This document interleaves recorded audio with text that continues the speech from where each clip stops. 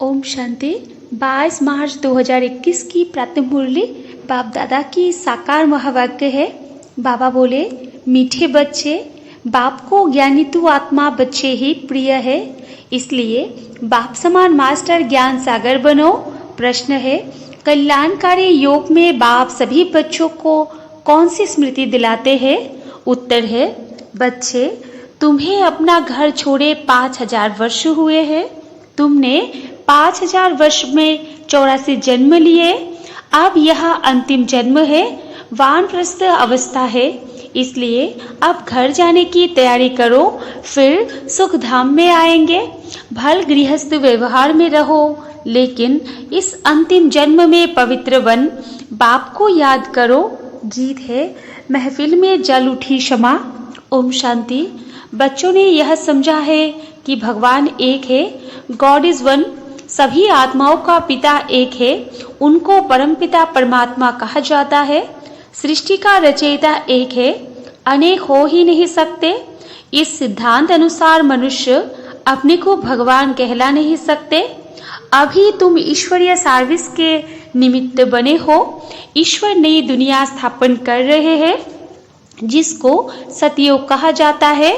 उसके लिए तुम लायक बन रहे हो। सतयुग में कोई पतित नहीं रहते। अभी तुम पावन बन रहे हो।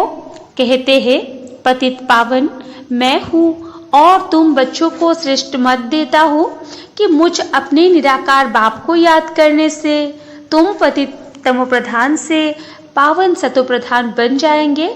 याद रूपी योग अग्नि से तुम्हारे पाप नाश हो जाएंगे। साधु आदि तो कह देते हैं ईश्वर सर्वव्यापी है। एक तरफ कहते भगवान एक है, फिर यहाँ तो बहुत अपने को भगवान कहलाते हैं। श्री श्री 108 जगत गुरु कहलाते हैं। अब जगत का गुरु तो एक ही बाप है। सारे जगत को पावन बनाने वाला एक परमात्मा सारी दुनिया को लिबरेट करता है दुख से। वही दुख हरता सुख करता है। मनुष्य को यह नहीं कहा जा सकता है। यह भी तुम बच्चे समझते हो। यह है ही पतित दुनिया, सब पतित है। पावन दुनिया में है यथार्थ महाराजा महारानी तथा प्रजा। सतयुग में पूज्य महाराजा महारानी होते हैं, फिर भक्ति मार्ग में पुजारी बन जाते हैं। सतयुग में जो महाराजा महारानी है, उनकी जब 2 कलाएं कम होती है तो राजा रानी कहा जाता है। यह सब बातें डिटेल की है, नहीं तो 1 सेकंड में जीवन मुक्ति। बाप समझाते हैं, भल गृहस्थ व्यवहार में रहो, परंतु यह अंतिम जन्म पवित्र रहो। अब वानप्रस्थ अवस्था है। वानप्रस्थ व शांति धाम एक ही बात है। यहाँ आत्माएं जब तत्व में रहती है, जिसको ब्रह्मांड कहते हैं, वास्तव में आत्माएं कोई अंडे मिसल नहीं है। आत्मा तो स्टार है। बाबा ने समझाया है, जो भी आत्माएं हैं इस ड्रामा में एक्टर्स है। जैसे एक्टर्स नाटक में ड्रेस बदलते हैं, भिन्न भिन्न पार्ट बजाते हैं, यह भी बेहद का नाटक है। आत्माएं इस सृष्टि पर 5 तत्वों के बने हुए शरीर में प्रवेश कर पार्ट बजाती है। शुरू से लेकर परमात्मा और ब्रह्मा विष्णु शंकर सब एक्टर्स है। नाटक में भिन्न भिन्न प्रकार की ड्रेस मिलती है पार्ट बजाने। घर में आत्माएं सब शरीर के बिगड़ रहती है। फिर जब 5 तत्वों का शरीर तैयार होता है, तब उनमें प्रवेश करती है। 84 शरीर मिलते हैं, तो नाम भी इतने बदलते हैं। आत्मा का नाम एक है। अब शिव बाबा तो है ही पतित पावन, उनको अपना शरीर नहीं है, शरीर का आधार लेना पड़ता है। कहते हैं, मेरा नाम शिव ही है। भल पुराने शरीर में आता हूँ, उनके शरीर का नाम अपना है, उनका व्यक्ति नाम है, फिर अव्यक्ति नाम पड़ता है। एक धर्म वाला दूसरे धर्म में जाता है तो नाम बदलता है। तुम भी शूद्र धर्म से बदल ब्राह्मण धर्म में आए हो तो नाम बदला है। तुम लिखते हो शिव बाबा थ्रू ब्रह्मा शिव बाबा परमपिता परमात्मा है, उनका नाम नहीं बदलता है। शिव बाबा ब्रह्मा द्वारा स्थापना करा रहे हैं आदि सनातन देवी देवता धर्म की, जो प्राय लोप हो गया है। जो पावन पूज्य थे वे ही पतित पुजारी बनते हैं। 84 जन्म पूरे किए हैं, अब फिर से देवी देवता धर्म स्थापन होता है। गाया हुआ है परमपिता परमात्मा आकर ब्रह्मा द्वारा फिर से स्थापना कराते हैं, तो ब्राह्मण जरूर चाहिए। ब्रह्मा और ब्राह्मण कहाँ से आए? शिव बाबा आकर ब्रह्मा द्वारा अडॉप्ट करते हैं, कहते हैं तुम हमारे हो। शिव बाबा के बच्चे तो हो ही, फिर ब्रह्मा द्वारा पोत्रे हो जाते हो। पिता तो एक है सारी प्रजा का, इतने सब बच्चे कुमार कुमारियां है, उनको शिव बाबा ब्रह्मा द्वारा अडॉप्ट करते हैं। मनुष्य को पता थोड़े ही है।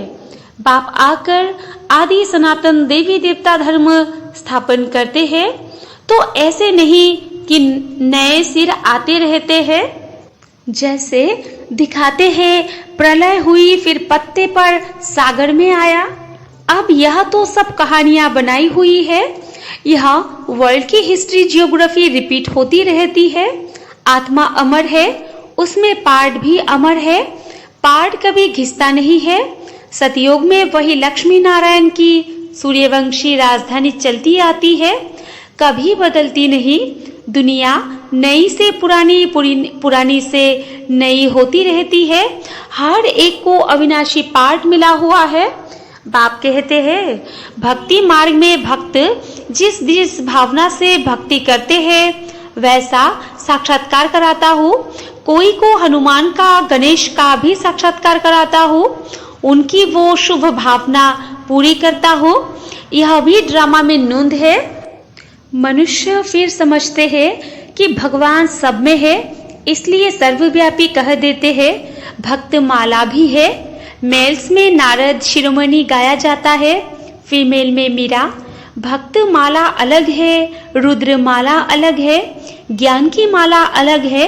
भक्तों की माला कभी पूजते नहीं, रुद्र माला पूजी जाती है।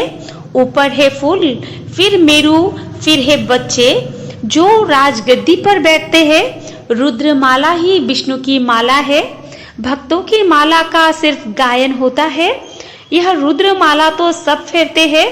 तुम भक्त नहीं ज्ञानी हो। बाप कहते हैं मुझे ज्ञान तो आत्मा प्रिय लगते हैं। बाप ही ज्ञान का सागर है। तुम बच्चों को ज्ञान दे रहे हैं, माला भी तुम्हारी पूजी जाती है। 8 रत्नों का भी पूजन होता है, क्योंकि ज्ञानी तू आत्मा है तो उनकी पूजा होती है। अंगूठी बनाकर पहनते हैं, क्योंकि यह भारत को स्वर्ग बनाते हैं। पास विद ऑनर होते हैं तो उनका गायन है। 9 वादाना बीच में शिव बाबा को रखते हैं, उनको कहते हैं 9 रत्न। यह है डिटेल की समझानी। बाप तो सिर्फ कहते हैं बाप और वर्षे को याद करो तो तुम्हारे विकर्म विनाश होंगे, फिर तुम चले जाएंगे। पतित आत्माएं पावन दुनिया में जा न सके। यह सब पतित है। देवताओं के शरीर तो पवित्र निर्विकारी है, वो है पूज्य। यथा राजा रानी तथा प्रजा पूज्य है। यह सब है पुजारी। वहाँ दुख की बात नहीं, उनको कहा जाता है स्वर्ग, सुख धाम। वहाँ सुख संपत्ति शांति सब थी, अब तो कुछ नहीं है, इसलिए इसको नरक, उनको स्वर्ग कहा जाता है। हम आत्माएं शांति धाम में रहने वाली है, वहां से आती है पाठ बजाने। 84 जन्म पूरे भोगने पड़ते हैं। अभी दुख धाम है, फिर हम जाते हैं शांति धाम, फिर सुख धाम में आएंगे। बाप सुख धाम का मालिक बनाने, मनुष्य से देवता बनाने पुरुषार्थ करवा रहे हैं। तुम्हारा है यह संगम योग। बाप कहते हैं मैं कल्प के संगम योगे आता हूँ, युगे योगे नहीं। मैं संगम योग में एक ही बार सृष्टि को बदलने आता हूँ। सतयोग था, अब कलयुग है, फिर सतयोग आना चाहिए। यह है कल्याणकारी संगम योग। सबका कल्याण होना है, सबको रावण की जेल से छुड़ाते हैं, उनको दुख हरता सुख करता कहा जाता है। यह सब दुखी है, तुम पुरुषार्थ करते हो सुख धाम में जाने के लिए। सुख धाम जाना है तो पहले शांति धाम में जाना है। तुमको पाठ बजाते बजाते 5000 वर्ष हुए हैं। बाप समझाते हैं, तुमको अपना घर छोड़े 5000 वर्ष हुए हैं, उसमें तुम भारतवासियों ने 84 जन्म लिए हैं। अब तुम्हारा अंतिम जन्म है। सबकी वानप्रस्थ अवस्था है, सबको जाना है। गायन भी है, ज्ञान का सागर व रुद्र, यह है शिव ज्ञान यज्ञ। पतित पावन शिव है, परमात्मा भी शिव है।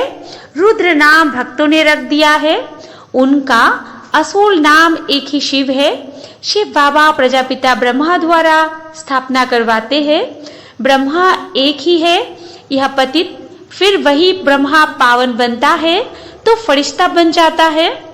जो सूक्ष्म वतन में दिखाते हैं वो दूसरा ब्रह्मा नहीं है, ब्रह्मा एक है। यह व्यक्त वो अव्यक्त, यह संपूर्ण पावन हो जाएंगे तो सूक्ष्म वतन में देखेंगे, वहां हड्डी आदि होती नहीं। जैसे बाबा ने समझाया था, जिस आत्मा को शरीर नहीं मिलता है तो भटकती रहती है, उनको भूत कहते हैं। जब तक शरीर मिले तब तक भटकती है, कोई अच्छी होती है कोई बुरी होती है। तो बाप हर एक बात की समझानी देते हैं, वो ज्ञान का सागर है तो जरूर समझाएंगे ना। 1 सेकंड में जीवन मुक्ति है, अल्फ और बे को याद करो तो सेकंड में जीवन मुक्ति का वर्षा मिलेगा। कितना सहज है, नाम ही है सहज राजयोग। वो समझते हैं भारत का योग यह था, परंतु वो सन्यासियों का हठ योग है। यह तो बिल्कुल ही सहज है, योग माना याद, उनका है हठ योग, यह है सहज। बाप कहते हैं मुझे इस प्रकार याद करो, कोई लॉकेट आदि लगाने की दरकार नहीं है। तुम तो बच्चे हो बाप के, बाप को सिर्फ याद करो। तुम यहाँ पाठ बजाने आए हो, अब सबको वापस घर जाना है, फिर वही पाठ बजाना है। भारतवासी ही सूर्यवंशी, चंद्रवंशी, वैश्यवंशी, शूद्रवंशी बनते हैं। इस बीच में और धर्म वाले भी आते हैं। 84 जन्म तुम लेते हो, फिर तुमको ही नंबर 1 में जाना है। फिर तुम सतयुग में आएंगे तो और सभी शांति धाम में होंगे। और धर्म वालों के वर्ण नहीं है, वर्ण भारत के ही है। तुम ही सूर्यवंशी चंद्रवंशी बने थे, अभी ब्राह्मण वर्ण में आए हो, ब्रह्मावंशी ब्राह्मण बने हो। यह सब बातें बाप बैठ समझाते हैं। जिनकी बुद्धि में धारणा नहीं हो सकती उनको कहते हैं सिर्फ बाप को याद करो। जैसे बाप को जानने से बच्चे को मालूम पड़ जाता है यह मिल्कियत है, बच्चे को तो वर्षा नहीं मिलता है। यहाँ तुम सब शिव बाबा के बच्चे हो, सबका हक है, मेल अथवा फीमेल सबका हक है। सबको सिखाना है शिव बाबा को याद करो। जितना याद करेंगे उतना विकर्म विनाश होंगे, पतित से पावन बनेंगे। आत्मा में जो खाद पड़ी है वो निकले कैसे? बाप कहते हैं योग से ही तुम्हारा खाद खत्म हो जाएगी। यह पतित शरीर तो यहाँ ही छोड़ना है, आत्मा पवित्र बन जाएगी, सब मच्छरों सदृश जाएंगे।